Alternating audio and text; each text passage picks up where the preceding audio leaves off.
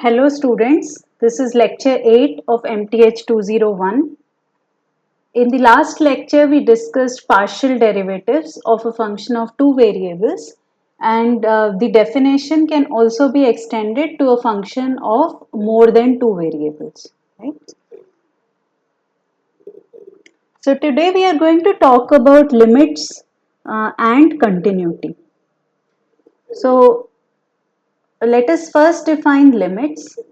So for that let me define a disk in R2.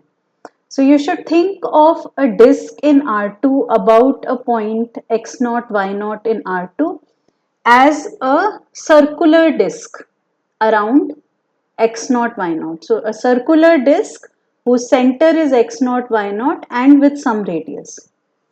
So here the radius is delta. So you look at all the points x comma y in R2 such that square root of x minus x naught square plus square root of y minus y naught square is strictly less than delta.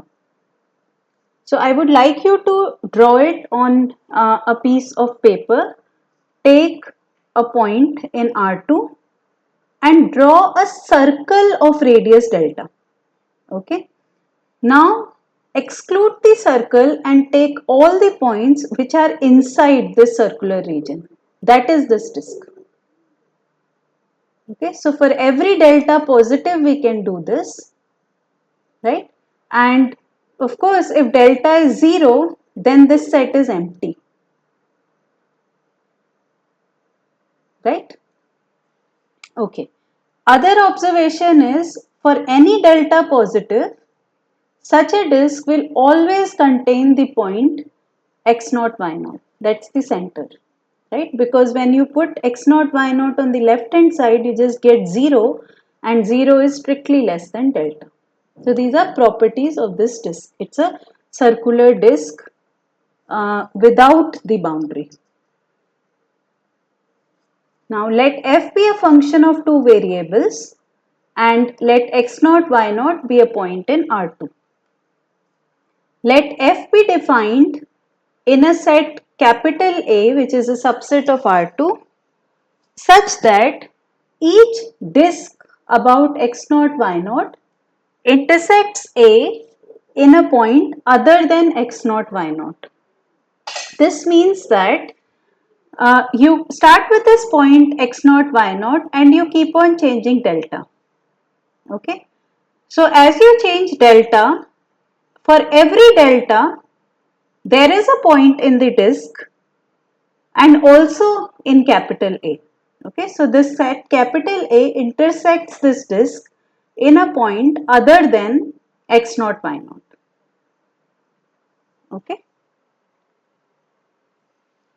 We write limit x comma y goes to x naught comma y naught f of xy equal to L if for given epsilon greater than 0 there exists delta greater than 0 such that fxy minus L in modulus, that is the distance between fxy which is a real number and L, is strictly less than epsilon whenever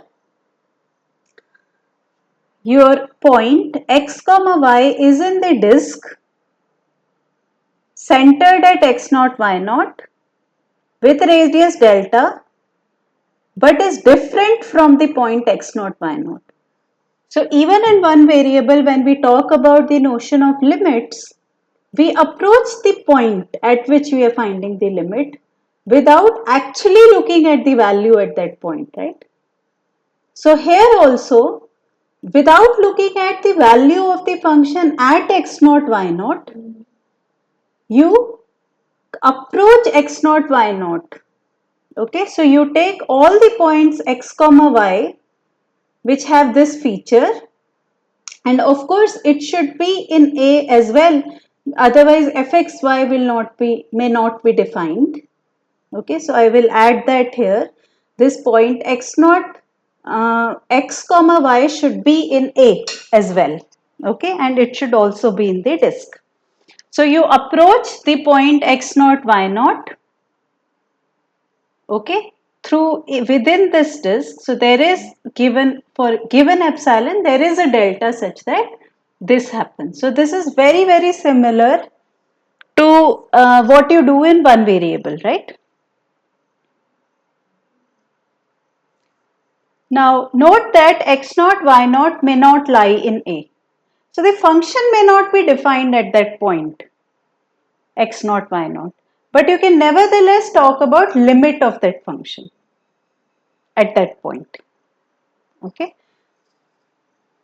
Intuitively, this means that as we approach the point x naught, y naught, the value of the function f approaches this number capital, this number L, okay? And this above definition can be extended to functions of more than two variables. The only difference will be you will have more such terms, right? For example, in R3, you will have an extra term z minus z naught square, right? And in that case, such a disk will actually be a spherical region, right? This is important. For a function of one variable, there are only two directions to approach a point x naught, right? You either approach from the left or you approach from the right. That is not the case in higher dimensions. For example, in 2 dimensions, there are so many directions from which you can approach a given point, right? There are, of course, infinitely many straight line directions, but there are also other kinds of curves. So you will see that in this lecture now. Okay, so even in 2 dimensions, things are not so straightforward. It's not like in one variable where you compute left hand limit, right hand limit, check whether they are equal and then argue whether the limit exists or not, right? So it's different here. So you have to do more. Let us look at this example. So consider this function fxy equal to x cube by x square plus y square, where x comma y is not equal to the point origin. Okay. Now why are we imposing this condition? Because the denominator becomes 0 at the origin. Now let epsilon greater than 0 be given. Since x square plus y square is greater than or equal to x square, right? Because y square is a non-negative term. If you look at absolute of fxy, that is equal to absolute of x cube, but denominator is non-negative. So x square plus y square, because it's greater than or equal to x square, 1 upon x square plus y square would be less than or equal to 1 by x square, and therefore you get this term. But after suitable cancellations of x square term, you are left with mod x. But mod x is less than or equal to x square plus y square, right? So therefore, if we take delta equal to epsilon in the definition, whenever this term square root of x square plus y square is less than delta, mod of fxy will also be less than delta, but delta equal to epsilon, therefore mod of fxy will be less than epsilon. This is precisely the definition of having a limit at the point 0, 0. And what is the limit? Remember, we do mod of fxy minus L. Here L equal to 0. So therefore, this limit exists and it equals 0. Okay. So this is a very standard and one of the most simplest examples where you calculate the limit, and in this case limit exists, right? Okay. Few remarks about limits. So if limit x comma y going to x naught y naught fxy equal to L, then both these limits exist. What are these limits? These limits are you keep the y variable constant, okay, and you compute the limit when x goes to x naught. So what is this limit? When you keep y equal to y naught fixed, then you are walking along the horizontal line, right? y equal to y naught is the horizontal line. On that horizontal line, when you approach x equal to x naught, this is like one variable limit. That should also exist and equals L, because why? Because intuitively, when this limit exists, then in all the directions when you approach x naught y naught, limit should exist and be equal to L. So therefore this limit exists. Now second one is when you fix x naught, which means you're walking along the vertical line which passes through x naught, and when you walk along that line and you approach y naught, this limit exists and it also should equal L. So this is what I said. The first limit is approaching x naught y naught along the line y equal to y naught, and the second limit is approaching x naught y naught along the line x equal to x naught. Okay. Moreover, if we approach x naught y naught along any other path, the limit will be L. So if this limit exists, then no matter which path you choose to approach x naught y naught, your limit will always exist and be equal to L. However, the converse does not hold true, meaning that if there is a path on which the limit is L, it does not mean that limit of the function exists at that point. Let us look at an example. So this example is slightly different from the first example that we saw. In the first example, we had x square here and limit existed, right? I'm sorry, x cube here, limit exists. In this case, we are taking fxy to be xy by x square plus y square when x and y are both not 0. So let epsilon greater than 0 be given. If we put x equal to y, then this function becomes x square by 2x square, right? Which is equal to half when x is not equal to 0, right? Hence, if we approach 0, 0 along the line y equal to x, right? Y equal to x, then fxy converges to half, because on that line function is constant half. That is, limit x goes to 0, fxx is half, right? So along this path, limit is half. However, if we take fx0, when we put y coordinate to be 0, we just get 0 for all x not equal to 0. Therefore, if we approach 0, 0 along the line y equal to 0, which is nothing but the x-axis, horizontal axis, fxy converges to 0. Why? Because it's the constant function 0 on the on the x-axis. That is, limit x goes to 0, fx0 is nothing but 0. Therefore, the limit cannot exist, because if limit exists, then along every path limit should be the same, right? But in this case, limits are different along two paths. So this is a standard way of proving that limit does not exist, by producing two paths, two different paths along which limits are different. Okay. Let me ask you this, let me pose this question. Find limit y goes to 0, f0y, approach 0, 0 along the line x equal to 0, y-axis. Also find limit x goes to 0, fx minus x, and where you approach 0, 0 along the line y equal to minus x. Okay.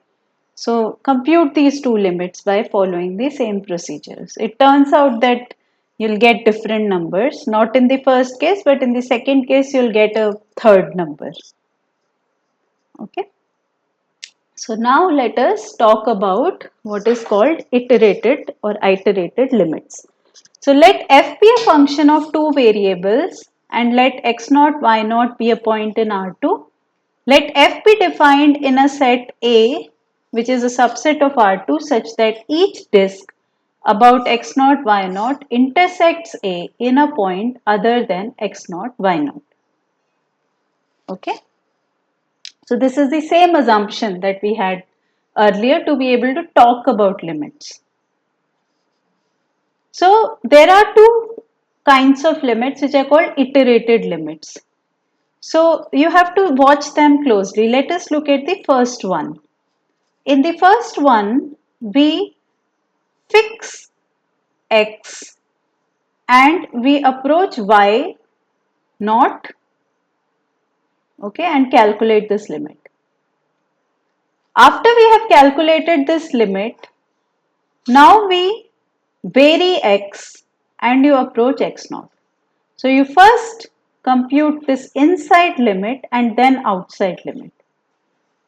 The second one, in which you first compute the limit as x goes to x naught, keeping y constant, and then you take limit y going to y0, y naught. These two limits are called iterated limits. Now we would like to ask two questions. First is, when are these two limits equal if they exist? Okay. Second question is, what is the relationship of these limits with the with the full limit, that is limit xy going to x naught y naught fxy. In general, it turns out that there is no relationship between these three limits, this two iterated limits and this limit. Let us look at two examples. Okay.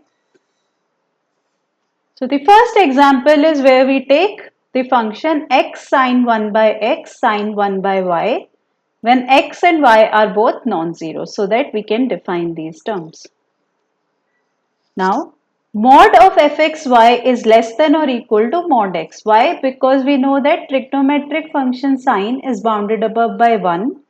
So when we take modulus, these terms, second and third term, are bounded above by 1. Therefore, we just get mod x, which is less than or equal to square root of x square plus y square, and this is true for all x and y, not both 0, none of them 0, right?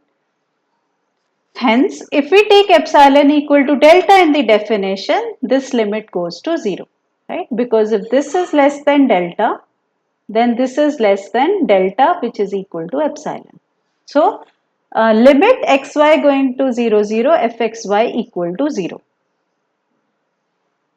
Also, if we take limit x goes to 0 of fxy, that's also 0. Why? Because of the same inequality, right? Because if mod of fxy is less than or equal to mod x, if mod x goes to 0, then this goes to 0, right? So this is 0 for all y non-zero. Hence, if we now take limit y goes to 0, that's 0 because this function is anyway 0.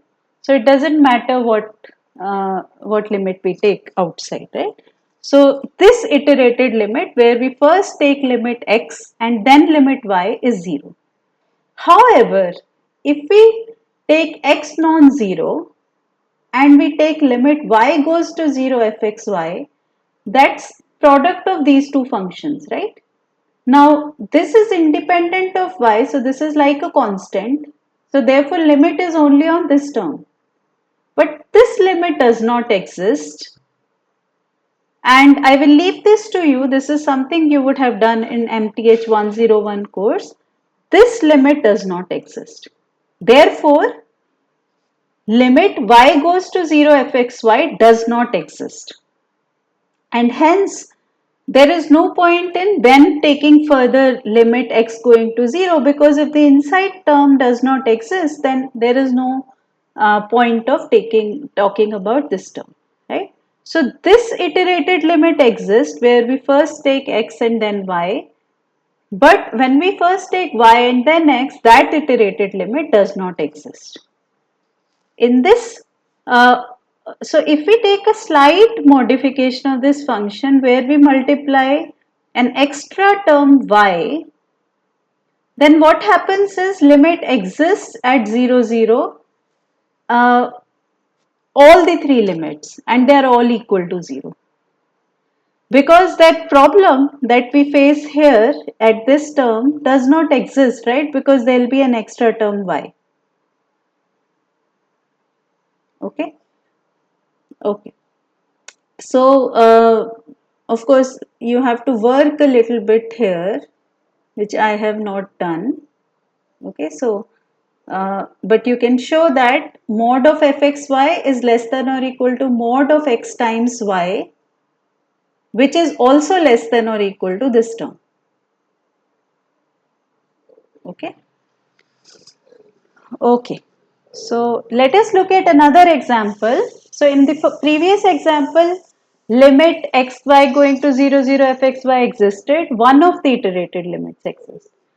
Now you consider this function x square minus y square by x square plus y square when x and y are not the point of origin. Now if we take limit x going to 0 fxy, that's equal to minus 1 for all y not equal to 0. Why?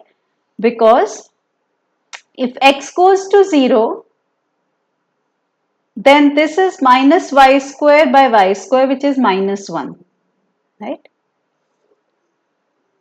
And hence now when we put y, this comes out to be minus 1. On the other hand, if we take limit y going to 0 fxy, you put y equal to 0, you get x square by x square, that's 1 for all x non-zero. Therefore, this is 1 and hence the iterated limit is 1. So, this iterated limit is minus 1, this iterated limit is 1. So, both the iterated limits exist. However, this limit does not exist. Now, why does it not exist? Now, let us produce two paths. So, if we take the path x equal to y, in which case this function becomes 0 and therefore this limit is 0. However, if we take the path y equal to 0, which is equal to the x-axis, which is same as the x-axis, this limit comes out to be 1. So we have produced two paths along which limits are different, therefore the limit cannot exist. Hence, along two distinct directions y equal to x and y equal to 0, limits are different. Okay, so let me, yeah. So now we have looked at two examples. In one of the examples, full limit existed.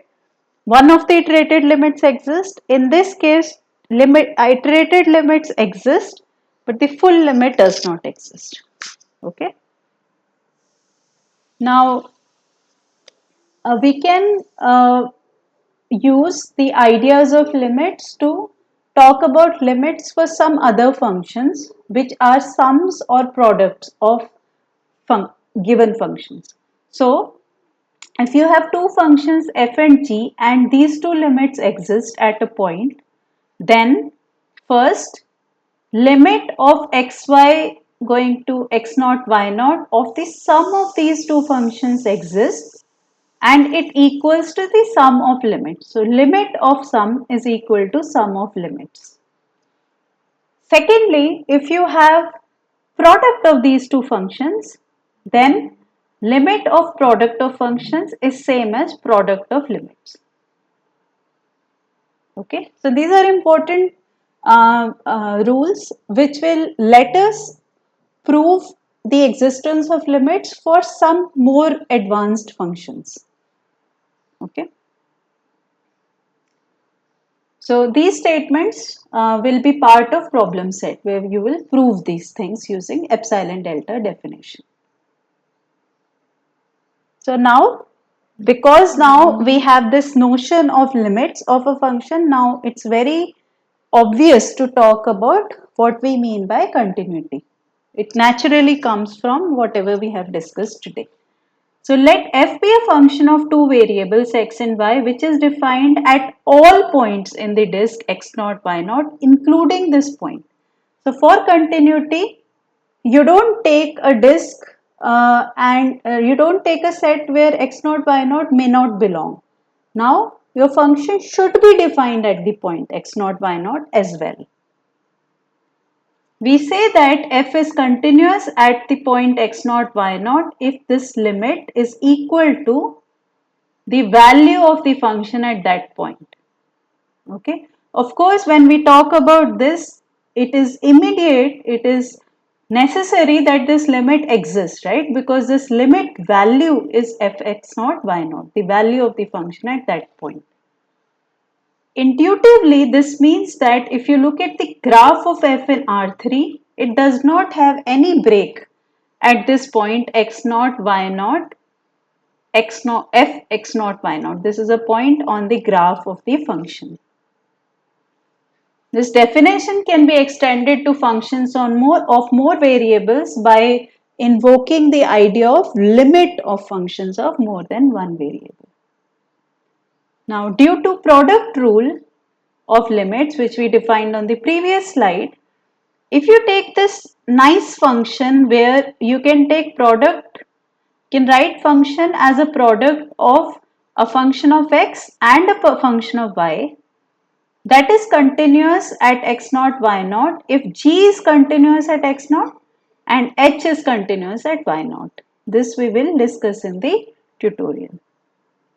So if the first function is continuous at x0 and the second function is continuous in y0, then their product is continuous at x0, y0. Now we can also talk about composition of functions. So if you have a function f going from A, which is a subset of R2 to R, it's continuous, and G, which is defined on a set B, which is contained in R to R, is continuous, such that the image of f is contained in B. This is a technical assumption to be able to define composition. Then the composite function G composed with f, which goes from A to R. Why is this defined? Because, so first of all, it is defined as G composed with f of x comma y is equal to G acting on fxy. Now let us understand this. If x comma y is in A, where f is defined, then f of x comma y is in f of A. But f of A is contained in B, therefore G can be defined on this value fxy, right? So then this composite function is also continuous, and this will also be discussed in the tutorial. Now something you should remember here is that I have not defined continuity on a set, but continuity on a set means that the function is continuous at all points on that set. I will add that in my PDF file. So I'll again repeat. When we say that f is continuous on a set, that means f is continuous at all points on that set. Okay. Now let us look at this example which we saw. This was the first example that we discussed, where we looked at this function x cube by x square plus y square. Remember, limit as xy goes to 0, 0 was 0 in that case. So now there f of 0, 0 was not defined because we were talking about limits. Now let us define f of 0, 0 equal to 0. Earlier we proved that limit xy going to 0, 0 fxy exists and it equals 0, right? Which is equal to f0, 0, and therefore f is continuous at 0, 0 by definition of continuity. What about other points of R2? Also f is continuous at all the other points of R2 other than origin by sum and product rule of limits. Let us understand this. So you can prove that the functions x cube, x square, y square, they are all continuous on R2. And therefore, when you take sum of x square plus y square, that's also continuous on R2. Right? Because by the limits argument. Now, when xy is not 0, 0, x square plus y square is not 0. And hence, if you take 1 by x square plus y square, that's continuous at all points of R2 other than 0, 0. So, this also we will prove in the tutorial.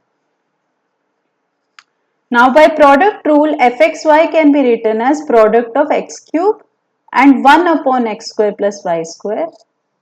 Both of them are continuous at all points of R2 other than 0, 0. So therefore this product function is continuous. You have to avoid the point 0, 0 because this x square plus y square is not defined at 0, 0. Okay, for these arguments. So hence the function f is continuous on all of R2. Okay, so see this second part, this third bullet is true at all points of R2 other than 0, 0, right? It doesn't matter what the value of the function is at 0, 0. So suppose I had defined f0, 0 to be equal to something other than 0, let's say 2. Would the function be continuous at 0, 0? No, because the limit is 0, but the value is something else, right? So, this is also a way to make a function continuous by defining the value at that point to be the limit if it exists. Okay. So, whatever I said, I will include it in my PDF file so you can see it there. So, let us stop here.